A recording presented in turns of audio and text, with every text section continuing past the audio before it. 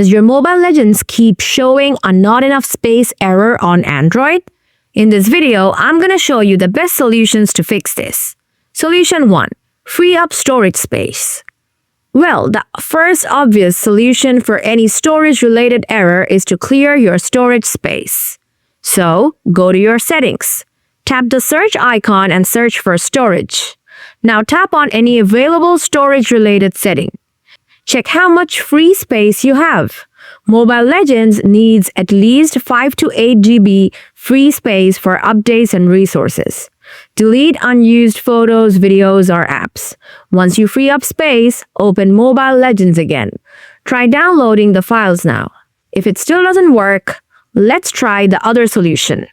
Solution 2. Clear Mobile Legends cache. Find Mobile Legends on your app gallery. Tap and hold on to it. Now tap the eye icon or app info. Find the storage option from there. Tap on it. Tap Clear Cache. After that, close all your background apps and give your phone a simple restart. Once the phone restarts, open MLBB again. Hopefully your problem will be fixed now.